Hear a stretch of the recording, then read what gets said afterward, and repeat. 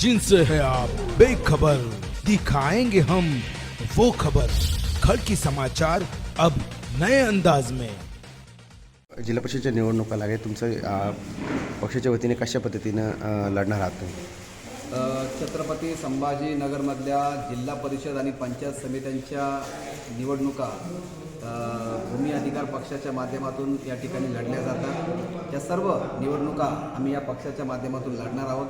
आताच आमच्या पक्षाने 29 महानगरपालिकेमधल्या निवडणुका या ठिकाणी लढलेल्या आहेत, त्याला सामोरं गेलेलं आहे। आणि या जिल्हा परिषद आणि पंचायत समित्यांच्या निवडणुकीसंदर्भातला आमचा जो अजेंडा आहे की आज 75 वर्ष झाल्यानंतर सुद्धा, म्हणजे या देशाला सत्ता मिळून 75 वर्ष होऊन गेले तरी आम्हाला या नागरी ग्रामीण भागातील लोकांना रस्ते, पाणी, वीज आणि शिक्षण या मूलभूत गोष्टींबद्दल संघर्ष करावा लागतो आणि निवडणुका घ्यावा लागतो।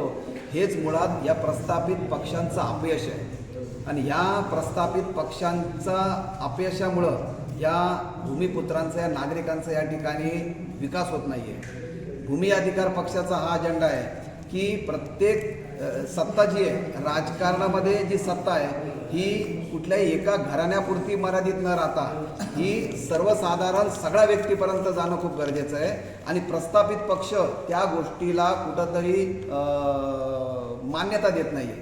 प्रस्थापित पक्ष या राजकीय घराण्यासमोर झुकलेला असल्यामुळे आमचा भूमी अधिकार पार्टी प्रत्येक सर्वसाधारण उमेदवाराला, भूमिपुत्राला, इकडच्या नागरिकाला निवडणूक लढण्याची संधी या ठिकाणी निर्माण करून देतोय। आणि भूमी अधिकार पार्टी त्याच्यासोबत ठामपणाने या ठिकाणी उभा असणार आहे। ओके.